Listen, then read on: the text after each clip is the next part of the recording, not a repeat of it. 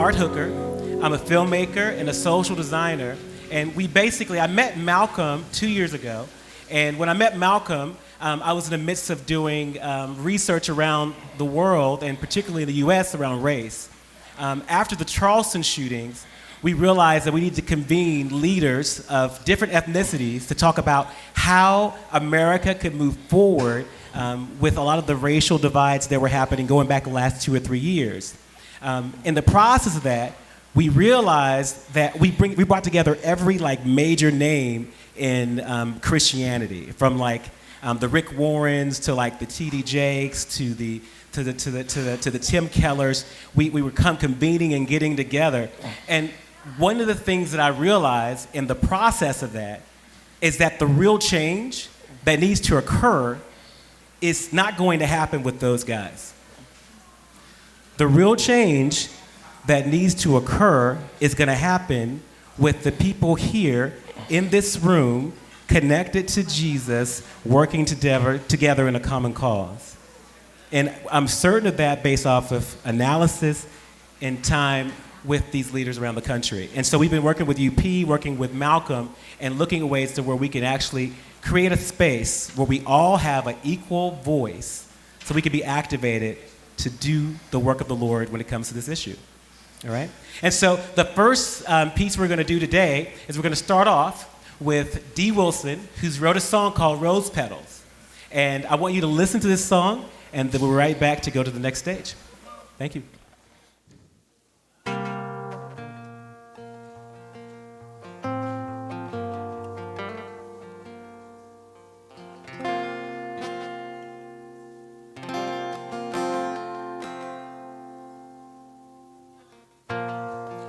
The blood of my brother was spilled on the street.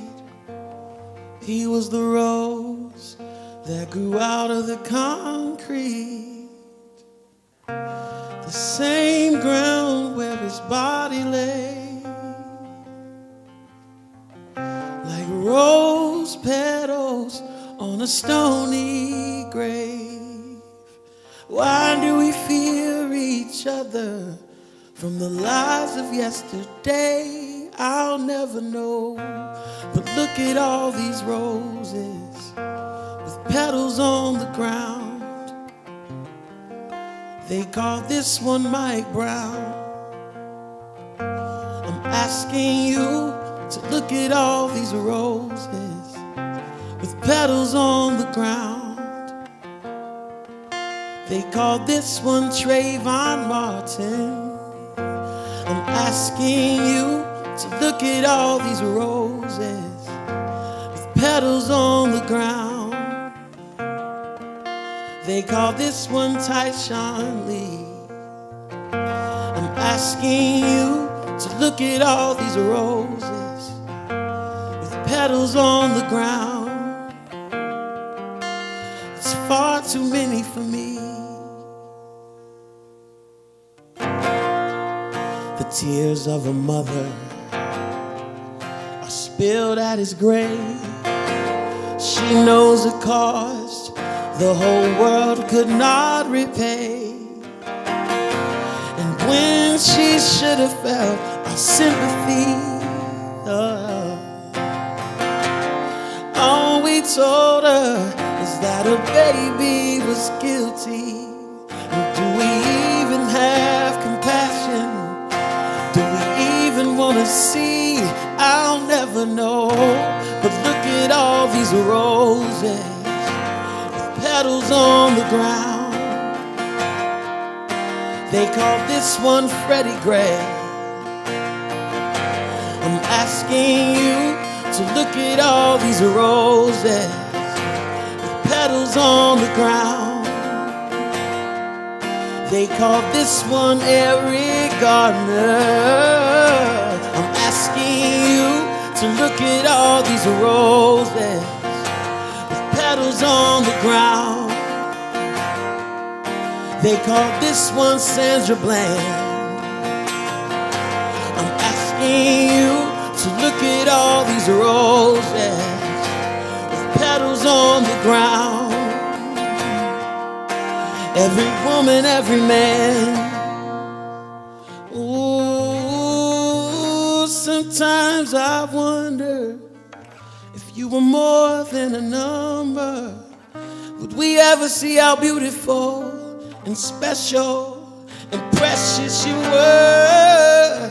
Somebody told me that if only you would better decide, you would still be alive. But I'm asking you to look at all these roses with petals on the ground, like the ones from Sandy Hook. I'm asking you to look at all these roses with petals on the ground, 'cause they may change the story in our history books. So while we can, let's look at all these roses. Look at all these roses. Look at all these roses with petals on the ground. I'm asking you to look at all these roses. And look at all these roses. Look at all these roses with petals on the ground. I'm asking you to look at all these roses and say a prayer for all these roses. Shout a march for all the roses with petals on the ground. I'm asking you to look at all these roses. Look at all these roses. Look at all these roses with petals on the ground. The blood of my brother was spilled on the street. He was the rose that grew out of the concrete. Amen.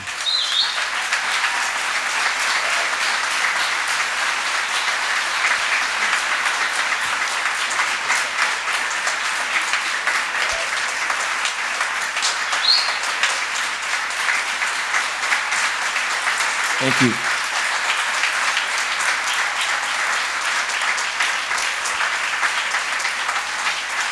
Look at all these roses. So I think a beautiful thing, I've grown to know and love this brother as part of the Common Hymnal family, which is a part of the UP, and with Malcolm, and you guys are all a part of our family, and this is one of those songs that comes out of it indigenously. And so one of the things I wanted Dee to share with you is we talked yesterday, and we talked about there's an aspect of the mother in your song, Yeah. and I would love for you to share that with the group. Yeah. I don't know where to start. So I listened to this podcast called The Liturgist from Gunger. Yeah, I love that podcast. And they were doing the episode on Christian violence, and they focused a little bit on the death penalty. And so they told the story of this mother whose son had been murdered, pretty brutally murdered, and that they had caught the guy, and they were going through the judicial process. And through that process, she had begun to want to seek revenge. And so certain things happened, and she sort of had this vision of Mary, the mother of Jesus, and Judas's mother. She saw this vision of them embracing, and she came to this. She didn't know what it was about. The mother of Jesus and the mother of Judas sort of locked in this embrace, and then this phrase sort of came to her that she should consider the other mother, that she should consider the mother of the person that even murdered her son, and consider that she may want her son to live just as vehemently as this other lady wanted her son to die. And I wrote the song well before I had even heard of that podcast, but that was sort of I'm finally able to sort of put it into words why I even wrote that second verse in that way, was because I heard so many people ridiculing and talking about, all the names that we know, all the names that I sung, and all the names that are, that we'll never know about. Talking about them in such a way that was so dehumanizing, and so evil and reckless and irresponsible, as if there was nobody in the world that wanted this person to live, that this person, almost as if this person had no potential to do a great good for the world. The first line of that song, "The blood of my brother was spilled on the street," is actually about, oh man, I'm so sorry. It's actually about my friend's brother who was coming home from a party, and actually was leaving a party, and shots rang out. And he wasn't involved in it in any sort of way, but he caught a bullet in the back, and he was dead at the scene. And so I sang this song in Atlanta a few weeks ago, and the guy came up to me, and he came up to me close to weeping, and he said that verse about the mother is the verse that convicted him, because he never considered that when I said the name Trayvon Martin, all that ran through his head was the reasons why Trayvon deserved what he got. That all the reasons that the media tells us, and all the reasons that we sort of tell ourselves, you know, oh, he got this because this reason. And he never considered that there was a grieving mother on the other end of this story. And he said that he goes and he ministers overseas to some of the most hardcore people that you could ever imagine. But he comes back home and he sees a person of color, and all he can think about is the reason that they deserve to die. And it broke him. It broke him right in front of me, and it breaks me even thinking about it. Thank you for sharing that, D. Give it up for him.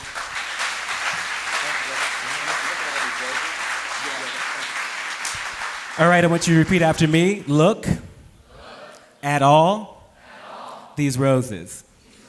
Look at all these roses. So the first step is to actually look and open your eyes. So a lot of times we're really anchored in the idea of wanting to fix the problem, wanting to make an assumption about the problem without just looking at all the roses, looking at all the different things that are there. So the first thing is observation, all right? And the first step of what we're doing, okay? So thank you, and we're gonna move on to our next speaker. His name is Jonathan Martin, and Jonathan is one of the most emerging voices in America around race and ethnicity, and he's gonna actually speak to you about what it means to have soft-core racism. Let's give it up for Jonathan.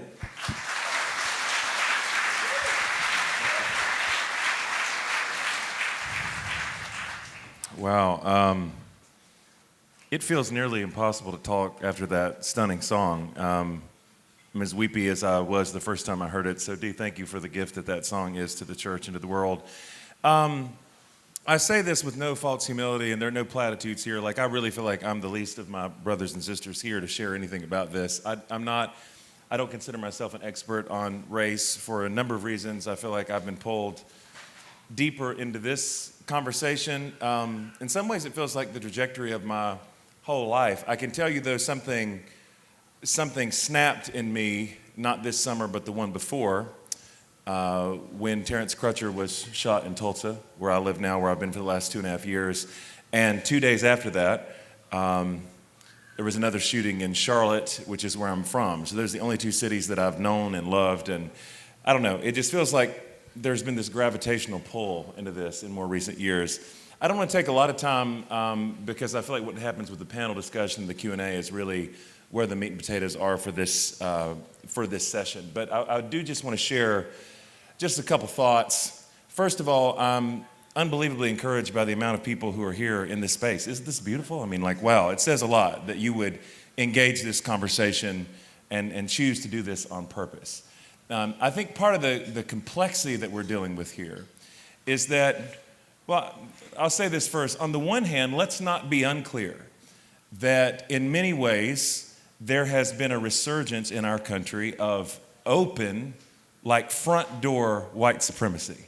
And if you're not seeing that, then you're not paying attention. And in fact, to say it this way, I truly believe that here in America we need nothing less than an exorcism from a 400-year-old principality called white supremacy. I think it has to be named. You can't cast out that which you cannot name. Jesus in Mark 5, when he asked this man who's possessed by demons, what is your name? The Spirit speaks through him, and he says, my name is Legion, for we are many. As it is, I think, when God asked in the garden, Adam and Eve, like, where are you? God's never asking a question looking for information, right? Like, that's not the idea. There's something, though, in the naming. There's something in the naming of a particular principality. I'm using Paul's language there. And, Art, you set it up so beautifully. There are just some realities that I think many of us are uncomfortable naming. And it's especially uncomfortable naming when it comes to our own lives and living in such a volatile time, politically and otherwise. For all the things I'm sure we can't get a consensus on, could I get a consensus on that? Does this feel like a uniquely volatile time to you? Oh my gosh. Man, I grew up with all those end times charts and graphs and came to believe all that stuff was crazy. And these days I'm like, Jack Van Impe was right, sort of, but kind of in a reverse direction. It's another thing for y'all don't even know who Jack Van Impe is. I'm sorry. I still use pop culture references from like 1983. I don't know why. And Christian culture references that nobody gets. So to stay on task, it is a uniquely volatile time. But I think the trouble, especially in a space like this one, where I'm assuming the very fact that you're in this space right now says something about, just some step towards some basic level of social consciousness and awareness, some concern about otherness, or at least one to understand a viewpoint that's different than yours. I think it'd probably be fair to say there might not be anybody in this space who would be like a card-carrying racist. There are some people right now in our culture who I really believe have badges, that's probably not the folks who are here.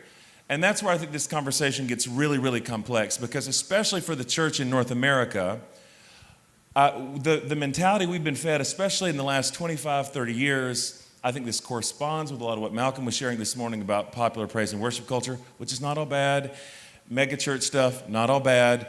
But the mentality has been, and I think this is one of the things that we need to name, is that we have so neutered the gospel of any sort of political implications whatsoever to make it as non-offensive as possible, to make it as broad and palatable as it possibly can be to a broad swath of people.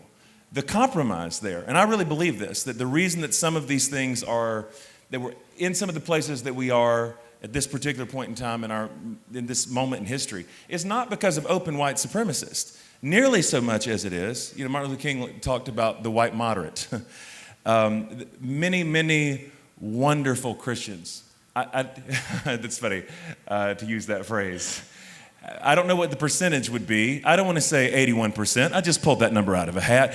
But many, many Christians, shall we say, who find it completely acceptable, while we would never be card-carrying racist, are utterly unaware of our place of privilege. One of the things that I'm realizing in places that I'm going these days is that I used to feel like it was kind of understood that, at least in my world, that to talk about issues of race and racial reconciliation and justice and peacemaking is like part and parcel of just what it is to preach the gospel. But right now, that's been so politicized that that's not really assumed.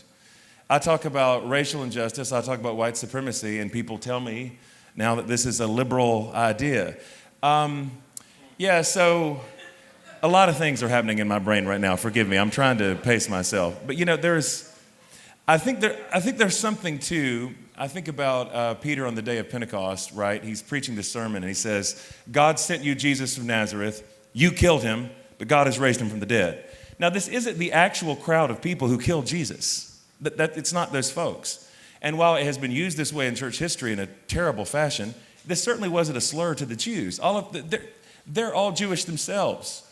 But the point that Luke's making in this, that Peter's making in the sermon, recorded by Luke, is that you are all complicit in this God crucifying, love denying world. That's part of the gospel message. Is that we're all complicit in structures of sin and brokenness. And we're complicit in ways that we cannot often name. I think all I'm really trying to say, I'm probably saying 10 things, but the main thing I really want to say is this. You can't talk about race and not talk about politics. You just can't. You just can't. I know we want to. I want to as well. Now, I think legitimately the tension here is that what we don't want to do is turn this into a partisan conversation. That's fair. The gospel is not partisan, but it's deeply political. And we can't talk about matters of race without talking about politics. That is why, for me, it feels so inconsistent that something happens like what happened in Charlottesville. And to a point, I appreciate this. I felt like white evangelicals were coming out of the woodwork to decry and denounce that. We're against this. Strong language about being demonic. Well, you're right to say that. It is legitimately demonic. But the problem is, and I'll kind of land on this sort of provocative point, and then we can open it up further from there. But the problem is, in so many more small and subtle ways, we've been flirting with these principalities and powers for a very long time. I hope you don't think that anything that's happening right now just started in the last few months. It's not like this stuff started with the election. What's happened is that things that are very old, even ancient, are being stirred up and tapped into. And the fact that we're so comfortable with racism in the softcore forms. Man, I did not mean to talk about this, but I'm just giving a head nod right now. If I try to talk with my white evangelical friends about voter suppression, immediately, oh, too political. Don't know how to talk about the gospel and not talk about politics, because hear me say this. Politics is the business of doing real life. And if you believe that Jesus is Lord, you're making a political claim. He's not the Lord over the spirit realm. He's not just Lord over people's disembodied, detached souls. He's Lord over real life. And if we believe that, we're making a political claim. What that means, and I'm not talking about how you vote or what party you vote for, because let's be very clear that our two-party system is deeply broken in all directions. I do deeply believe that. But I also believe that as a disciple of Jesus, that what I believe about the gospel has to have implications for real life. It has to have implications for how I live day to day. It can't be disembodied. It can't be detached. And so I think the real challenge for those of us who are inside of especially white evangelical spaces and charismatic Pentecostal spaces, which I think would be a number of us, is how to bring forward this very difficult conversation about race. How to do that in a way that's prophetic and bold, but hopefully in a way that's gentle and tender appropriately also. That's the tension I'm walking these days, because I feel like everybody is on such pins and needles, like, I hope you're not calling me a racist. And on the one hand, like, no, I'm not trying to call your grandma a racist, like that's not my agenda. But on the other hand, it's like, your grandma might be kind of racist, and can we not talk about it just because she's your grandma? I've never said anything like this in my life, so I have no idea if this is anointed. Like, it just things that I feel. I think part of the value, and to segue into what we're doing, I'm so glad you did this. This is like when they start playing the keyboard during the altar call. This is like, your 10 minutes is up. But no, part of what I think is so great about this is that this is a safe space to talk about racism in its more subtle forms. It's a safe place to ask questions. And part of the beauty I've found even in this community is that I, as a white male who is a product of a certain kind of privilege, is that I'm able to ask like really stupid questions, and my friends are patient with me. So that's the kind of space that we're in, to be able to discern together, to pray together, and just seek the Lord and seek wisdom from each other. So that's it. Art, back over to you. Thank you, friend. That was great. That was really good. And so what we're doing is just trying to break it up into bite-sized things so you can think about what you're doing. So you repeat after me from the beginning was, look at all these petals. Look at all these roses. And that's the idea, look, open your eyes to see. But the next thing, what I'm hearing from Jonathan, is that he that has an ear, let him listen. And the idea is to listen and learn first. Lots of times we want to act. We want to act based on our perceptions of sound bites that we see, political affiliations, but the idea is to listen and learn. Repeat after me, listen and learn. All right, and so with that being said, we're going to go to our panel discussion that we have here, and we're going to listen and learn from our community that we've started to work with. One of the biggest aspects that we've started to develop within Common Hymnal is this idea of cross-cultural collaboration, and we'll talk more about that. But I want to start here with my buddy Ben, and each person will tell you who you are, where you're from, and a little bit of blur about yourself, and then we'll get going on the panel. Hey y'all, my name is Benjamin Hardesty. I live in Charlottesville, Virginia, and I play music, I write songs. I love these guys. Married, live in a tiny house out in the middle of nowhere, like the ones on the TV shows. And I built it with my own hands. And yeah, and my wife's in law school, which is great because I'm a musician, so. I'm gonna pass the mic to my man, Courtney. Hello, everybody. I go by Courtney Orlando. I am from St. Louis, Missouri. Born and raised, yeah, shout out, you know. Let's see, I'm married for 12 years. Yes, love my wife. I am a blessed man because I can be an idiot sometimes. Well, a lot of times. 3 beautiful children. I'm a music producer, songwriter, and an artist, but I'm also an elder. So I am married to the work of God's, building God's kingdom, of bringing His kingdom, and living this, sharing my life and my world with my brothers and sisters. So, Malcolm, I've already spoken. I'm obviously from South Africa. I've lived in America for 24 years. I'm going to say this, 1985, God spoke to me to call my church to fast and pray for 21 days from a country, and it ended up being the most volatile time in our country's history. On the 21st day of the 21st fast, of the 21st day of the 21-day fast, He said, in 1990, your country will change. I want you to move to America. You're going to live in America when it's more dangerous to live in South Africa. In a time of international crisis, I want you to tell your stories of what you did in your 20s to younger people, because America's racism will be exposed. And I want you to play a part as an older person. And I've told that story for all 30 years. And I met Art Hooker a couple years ago, and as I told him the story, and as I said that phrase, I've said 100 times before, it will be more dangerous to live in America, I suddenly realized it is. Hi everyone, my name is Langa Mbonambi. I'm from Johannesburg, South Africa. I am a pastor in a church there in Johannesburg. I've married 8 years, got 3 kids, 1 on the way, busy couple.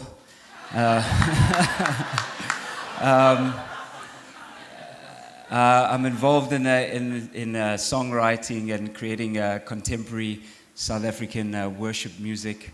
Involved in a band called Wheel Worship. We minister across cultures in South Africa. Yeah. Hi, I'm Latifa Alatas. I'm a musician and a producer. I have a band called Page CXVI, which is we remodernize hymns, and then I have another project called Moda Spira. And I live in Colorado, and I'm a woman, and I'm on this panel, and I just have to say that. Because we're also equal image bearers, and there we go. Hello, everyone. My name is Dee Wilson. I am from Chicago, Illinois, home of the world champion Chicago Cubs. Haters to the left. And no, I am a husband to Jennifer Wilson. I'm a father to Adele Rose Wilson, who's currently terrorizing Jennifer Wilson. I'm also a songwriter and a worship leader whose newfound passion upon in the last couple of years has just been to see those walls of division and prejudice be completely torn apart. And I think that the music that we write and the music that we choose to sing on Sunday mornings has a humongous role to play in that. And I just want to write the songs that the whole church will sing for the next 150 years. That's awesome. How do I keep having to follow you every time? That's really unfair. So I'm a writer and speaker. I do live in Tulsa, Oklahoma. Founded a little worship community there called The Table with Nicole Norderman, who I love very much. And Yeah, that's about it. You heard plenty from me already.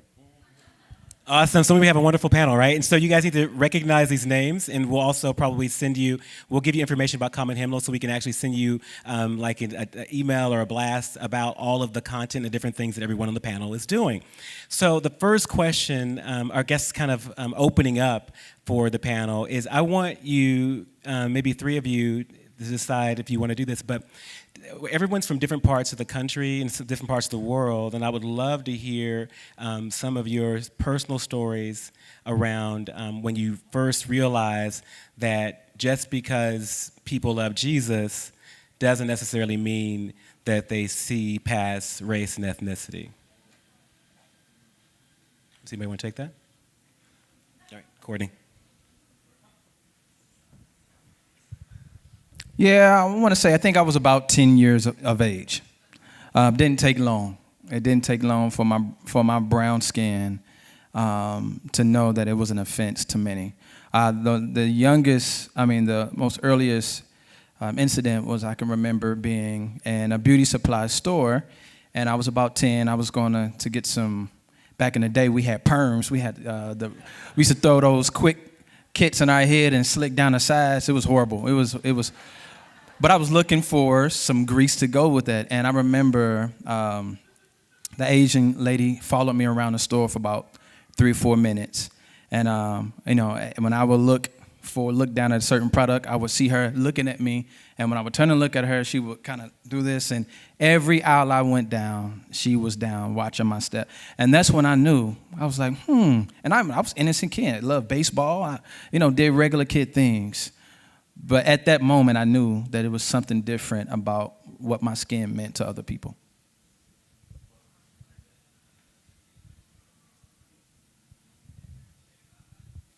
I was born and raised in Houston, Texas, and all my neighbors were white evangelicals. I started out in an all-Chinese charismatic church, which sounds odd, but was great. And then we switched to a 5-point Calvinist all-white Presbyterian church when I was 12, so it's a little bit like a spiritual whiplash, but it's fine.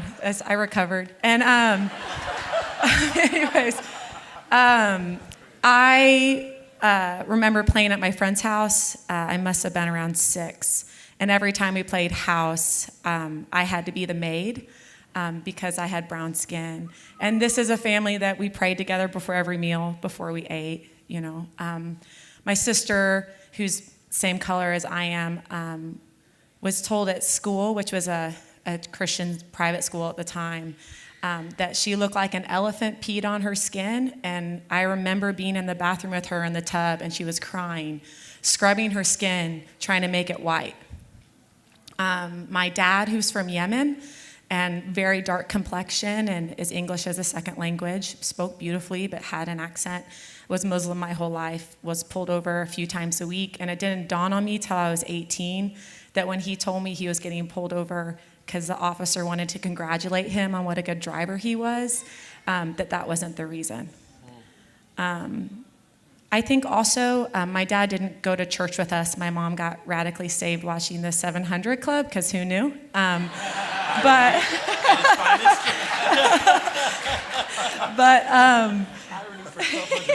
yeah, exactly. We at church routinely, as a small child, as soon as people heard that my dad was from the Middle East and a Muslim, the first thing they'd say to me is he was going to go to hell. And that's not helpful for a kid who falls asleep crying, asking God to save their dad over and over again, and then slipping in a few extra pairs for myself just to be secure, Wow.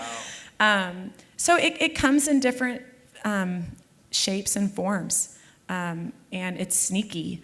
And there's things that I'm even discovering or rediscovering as an adult, looking back and grieving, realizing that it's a separation of humankind, of humanity, rooted in not just a problem, but an illness that's embedded in our DNA that makes us hungry and thirsty for control and power that does not belong to us, but to the divine.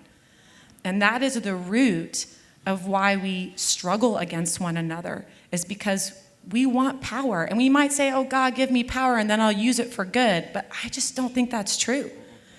power doesn't belong to us, it belongs to the Creator. Yes. I didn't mean to get preachy, so sorry. Yeah, here you go. I'll tell a story about white people and white people, if I'm okay to bend the rules. To be a white guy and to communicate with white friends about the realities of prejudice and racism is a tricky business.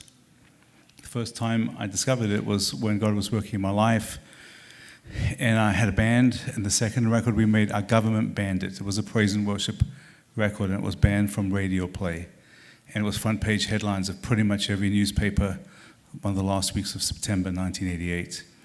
And it's a long story, but I borrowed a friend's car. My friends from my band, I was on a trip, and I loaned my car to two of my friends, one white guy and a black guy, and they both had accidents while I was away, one in the front and one in the behind. So I came back from this trip with no car, and I borrowed a friend's car, and I rolled it.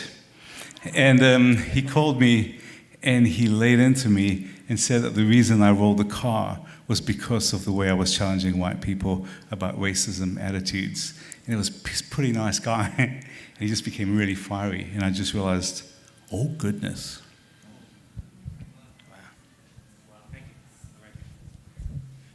It feels like it's got to be a better way to do that. There we go. We're back. All right. And so I would like to ask a question of Longa, because he's like, did you what? Yeah, Longa, because I would love for him to talk about how you view racism in America versus racism in South Africa. Wow. Okay. So some of the dynamics are different between our two countries. In South Africa, black folks are the majority, and white folks are obviously the minority. So the challenges I think that black people face are somewhat similar in the nations, but also different. So where we're at as a nation is that we technically have our nation back, but we don't. And as a people who feel like, hey, this is, where we belong, but we don't have access to the nation. It's like having a house, but you're shut out of it.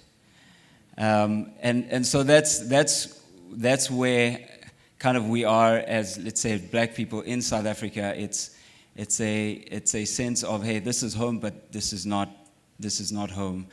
Everything was pretty much stripped away from us. Currently, like 80% of the wealth of the nation is in the hands of the 20%, and that's the reality we deal with. So within our nation, what hangs there is this like rage, this rage and this anger.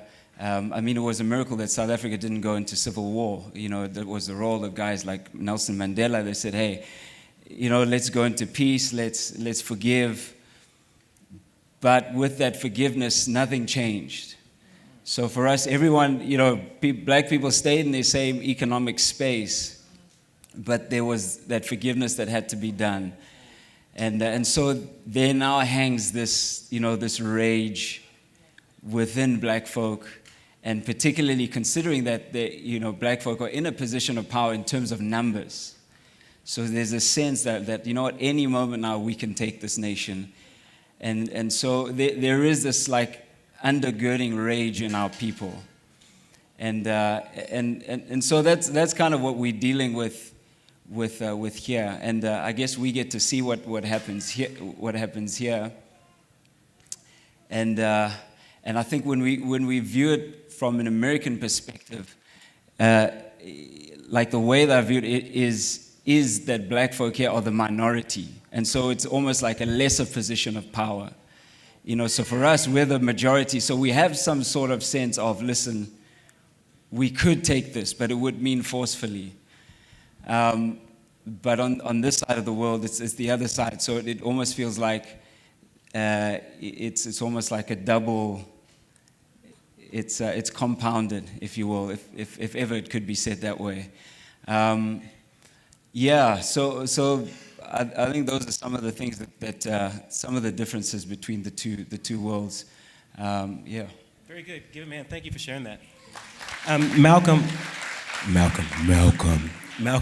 It's like this is the Darth Vader. But Malcolm, I would like for you to share. You've told me about this before around what you noticed about American racism to juxtapose against what Longa just shared. In my old South Africa, we at least had this one advantage. We had legislated racism and we were the disdain of the world. And for the most part, even if you were ignorant or tried to be ignorant, you knew that there was a reality that racism was alive and well. In my new South Africa, this one, our South Africa, the first time I ever heard a white person say that they dealt with prejudice was 3 weeks ago, and it was my next door neighbor. And it was a beautiful discussion. She was in my home. I won't tell the story, but she said something. She said, because I deal with prejudice. And I said, Martha, I've not heard that in 24 years, because there's no racists in America, correct? It's exceedingly uncomfortable, and that nail needs to be hit into the side of the church so that they can be sensitized. Thank you for sharing that. And that's really kind of the core of the essence of what it means to have softcore racism. It's a little bit different. You would think the things that we can actually see, like we think of racism as being the Ku Klux Klan, but it's really the things that are just kind of unspoken, kind of soft elements. Just recently, Ben is in Charlottesville, and I would like for him to share his experience with the recent events there. Yes, I would, like Jonathan, say I am no expert on this issue. I moved to Charlottesville a year ago and did not expect what happened to go down there. The town is segregated, but you wouldn't know it depending on what side of town you are. It's very uppity, very privileged town, and I'm sure all of you know the things that went down in Charlottesville a few weeks ago. The thing that I think I left with was, as soon as the story broke on the media, knowing that they would paint their picture the way they wanted to right off the get-go, and seeing how once their media picture is painted, it's kind of set in stone, and it's just so much more complex than that. I think one of the things I had to check in my own spirit was when this event happened, when neo-Nazis and white supremacists and white nationalists and Klan members came into our town, I had to check myself, because I was like, well, these guys, they're all from out of town. Like, there's no way these people are from here. And I had a little check in my spirit and immediately was like, oh, that's so wrong and foolish. These people are in our churches. These people are in our schools. We do life with these people. And I think that is the first step for me as a white male, and for my white friends to realize that it's not the face of the Klan. It's not Richard Spencer. It's this moderate white racism that is systematically embedded into America that we need to understand exists before we can help make change. And so that was the big thing for me in Charlottesville, was understanding, no, these people didn't all come from out of my town. Sure, a lot of them did, but these people are in my town. These people are in my church. These people are in my schools. And I think that's an important place to start, to initiate change in our own hearts. So that's kind of what I gained from that experience. I don't know if that helps anyone, but. Very good. That helps quite a bit. And so the big thing I want us to hear from what he just shared is that it's a huge issue, but it's been sort of like, it's so subtle, but the power is that we can't deal or fight any of this alone. It's definitely something that we have to do together. So So what does that mean to do it together? Well, when Ben was going through all those different things, Ben actually texted me. And he sent me pictures. We've worked together and written songs together. We started to create a community together. And I think that community is the key. We have to connect in a way that will allow us to do something, okay? And so as we start to wrap this up more, I'm gonna pass the mic for each person on the panel, and I want you to tell me if you could get the folks here to leave with one idea, what would it be? If you could get the folks here to leave with one idea, what would it be? I said I'm happy to go first if everybody else needs time. This is my message to us white Christians. Forgiveness and grace are gifts. Trust is a reward. Trust is earned. There's a massive backdrop in this world of really bad stuff that we face. The stupidest thing that can happen is we come to this event and one of your hearts gets stirred, and then you suddenly start reaching out to another community and they don't respond in kind, is to get mad. Trust is earned. Take some time. I learned about black consciousness when I was in my early 20s, when I suddenly realized that everything God was stirring my heart in a white Christian world. And I went out and I was initiating all these activities in black culture until this guy sat me down and he said, "Why do you always have to initiate?"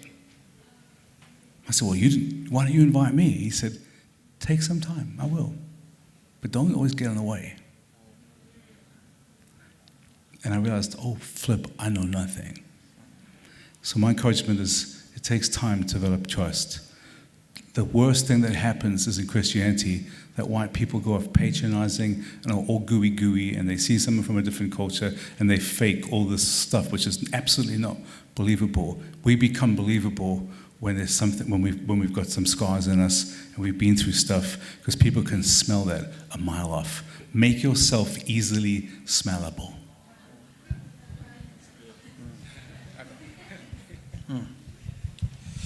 I would say that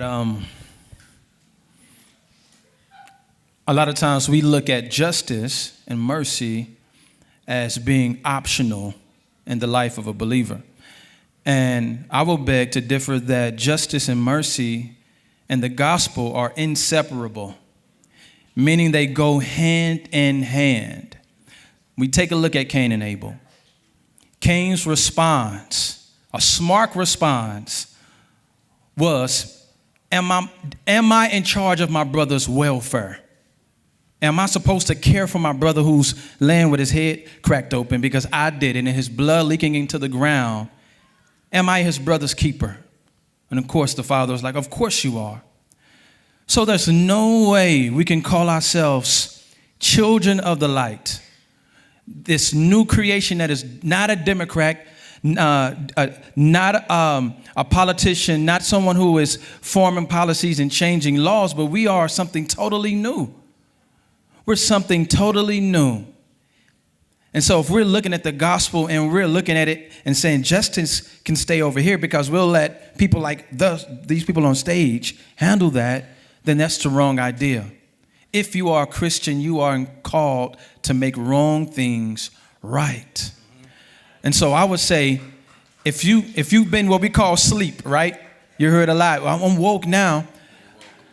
But we're Christians. A lot of us has had the same Bible on our countertops for 50, 40, 50, 60 years. And we still don't understand justice. We have to be undone. We've been indoctrinated. This country has indoctrinated all of us with the idea of race. And we haven't been our brother's keeper. So I feel like it is orthodox Christianity. It is loving your brother as you love yourself. There's no way we can please God without doing that first.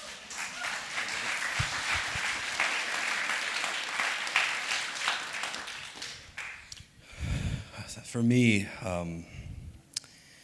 recently something that's been on my heart is the truth that the gospel of Christ shows absolutely no partiality, absolutely none. And that's not some catchphrase for a T-shirt. That's something that we need to actively be pursuing. That is the truth that we need to search into our hearts and our own lives. It says for the gospel is for Jews and Greeks and blacks and whites, and the apostles were saying this, and Jesus was preaching this, and the religious people of the time thought it was absolute heresy.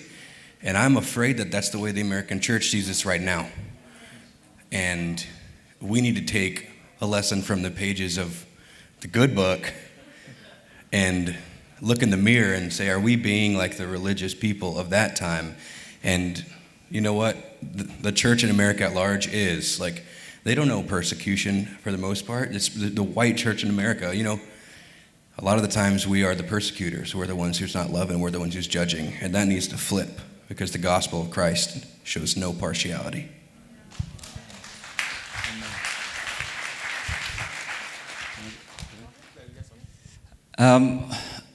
I think two things for me is one is to see diversity as a gift.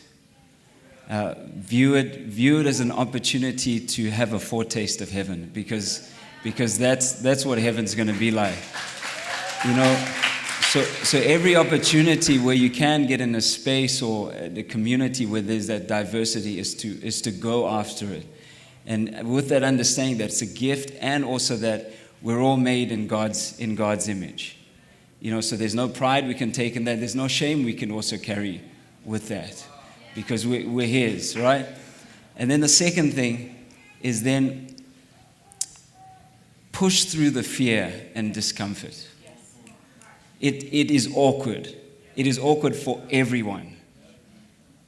Culturally, linguistic, whatever way, it is tough when it's not something that's familiar.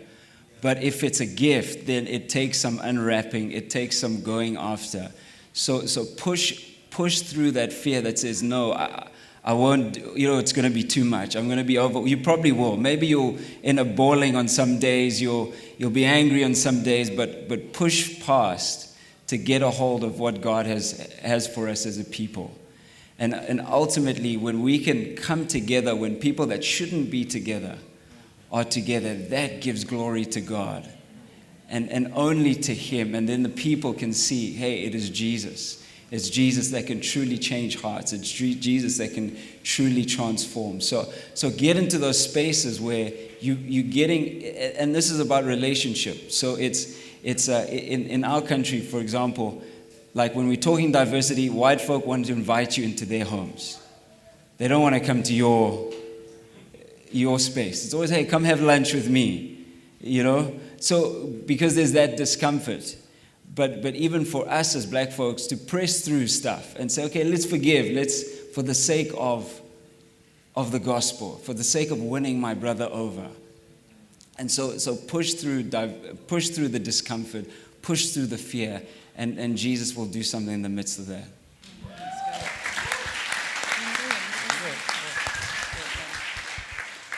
I'm pretty sure any person of color might say something similar, but we have spent a lot of energy in our life learning how to assimilate to the majority culture of white male evangelicalism, in the church particularly. And it is a thing that we've just learned how to do probably really well, because we grew up different. We grew up as the other, and so we're trying to figure out how to fit in to this culture. And one of the things I would probably say is try to spend some time being uncomfortable, like you were saying. Press into the discomfort of the work of realizing what you have been given. I wouldn't call blessing, I would call it privilege. And I think that we sometimes switch those words a lot. Like some people say, I'm so blessed. God gave me this beautiful house and a great job to eat all these meals and share with my family. Well, is the person down the street who maybe doesn't have a nice of a home and struggles to pay for their food, are they less blessed by God? They grew up in a different system. And so I think it's uncomfortable, to realize that we're all a part of systematic oppression. It is uncomfortable, and we want to push it aside and like binge on Netflix, and like I want to do it too. So like, we want to not think about those things, but I'm just encouraging you, and I encourage myself, press into the work and the discomfort of trying to break these structures apart in our own personal lives. We're all taking part. And spend time listening to the cries of the oppressed. There's a lot in Scripture about that, and we want to ignore it. And we just should not. It is the opposite of what the gospel is intended for. So that would be my encouragement.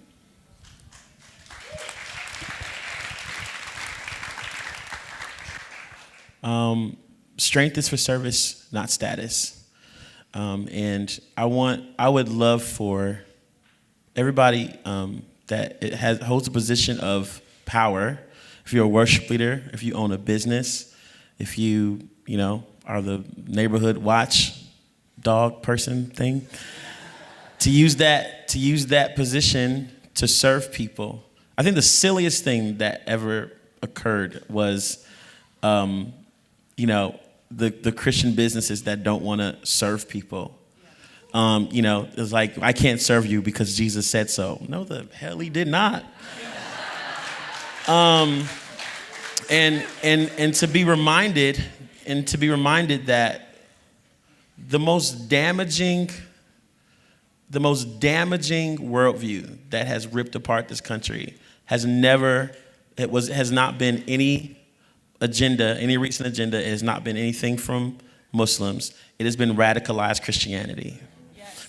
When Christians were in power and ripped through the people of color in this world and in this country, the most damage and the most blood was shed. And so to be reminded of that, not only in a way that brings awareness and that brings a sobriety, but that causes you to bend over, let your knees hit the floor and wash some feet. Because it's really difficult to hate somebody that you're bending over backwards to serve.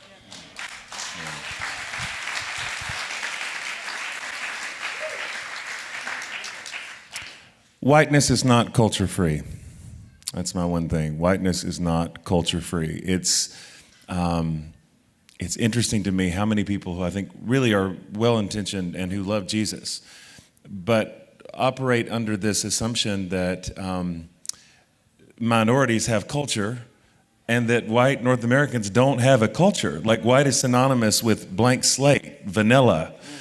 We are all shaped by a particular story from a particular people, and it's impossible that that's just even your church or your religious community. So what I'd love to leave you with is just even to ask the Holy Spirit for discernment, just to discern your own place in the story, your own culture, the story that you come from, the family that you come from, the people, the larger story, beyond your immediate life. How does that inform? I think if you'll ask the Holy Spirit to shine light on that, and you'll seek, you will find the Holy Spirit wants to show us those things. But I just think coming to a place where we're able to be self-critical of our own culture, and well, as Art started us off so well, just to be able to see and acknowledge that, for me, is so significant.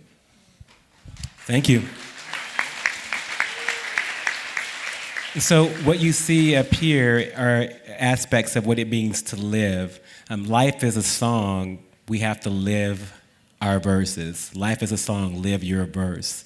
And the way that we live our verses, the way that you live your verse, is by being connected and living with the folks that you're in community with, and making that as diverse as possible so that you can learn from each other. So to kind of look at the three aspects of what we looked at so far is the first piece is, and I want you to repeat after me, look at all these roses. Look at the situation, observe. You don't have to act. Sometimes the people that are protesting are not, they're just out protesting because it's fun, but if you actually observe. Secondly, listen and learn. Listen and learn. If you actually open your ears when somebody's talking, there's so much that's happening. It's helped me in my marriage, but that's a whole other seminar. Thirdly is live your verse. Live your verse. live your verse in community together so that we can understand each other and that we cannot do this alone. It is a community sport. Destiny is a community sport. The destiny of the church is right here, and it is definitely a community action sport. So as we go into the last piece, I'm going to talk a little bit about collaboration as our panel, give our panel a hand. Woo! Give them a hand.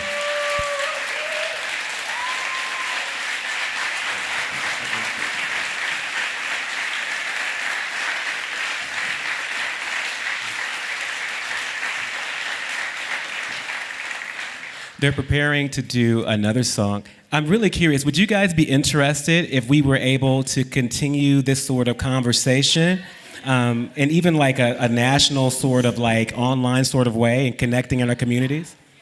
If you really mean it, you have to say yes loud enough for us to believe it. Okay.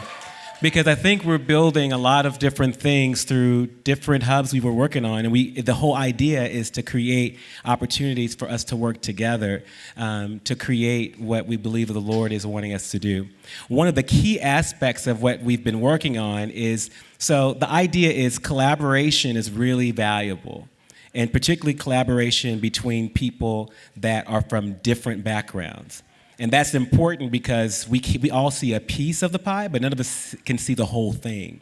And so this song that's about to be performed, we actually came to reunion last year, and we, myself, Ben, and Courtney went out to the cemetery out in the back where former slaves and Confederate soldiers were actually buried there.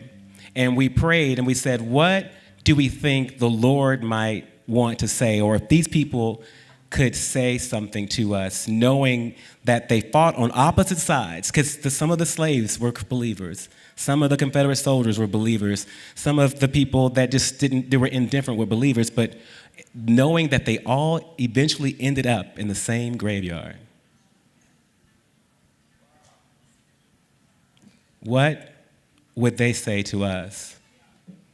And the idea came to us called How Much Longer? If they could see us 200 years ago and see that we're still having some of the same situations. And so we're going to end our afternoon and our evening with Ben, Courtney, and Amos singing How Much Longer?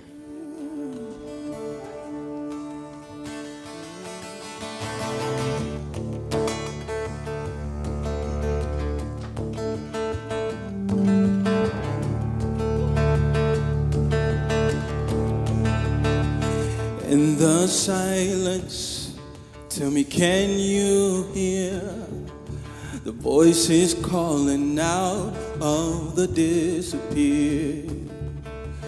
Broken spirits and dormant dreams. Tell me, how long will justice sleep? When a lawless heart is the voice that's heeded, we need freedom, freedom, freedom. How much longer till we sing a new song? How much longer until we sing a new song? Hearts of saints and sinners too, both have walked away from the destitute. Call them back to sing as one, a song of freedom now, a song to overcome. 'Cause when a lawless heart is the voice that's heeded, we need freedom, freedom, freedom. How much longer until we sing a new song? Let me hear you sing it.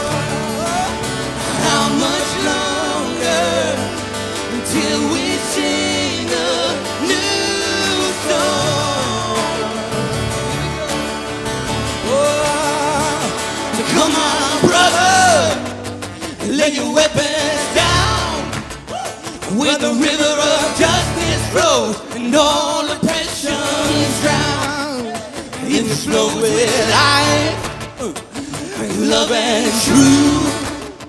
May the old be washed away and hearts be made anew. When a lawless heart is the voice that's heeded, we need freedom. We need freedom. Freedom. How much longer till we sing a new song? How much longer until we sing a new song? How much longer? How much longer till we sing a new song? How much longer? Let me hear it. How much longer till we sing a new song? Go on, just your voices. How much longer till we sing a new song? How much longer till we sing a new song? How much longer until we sing a new song?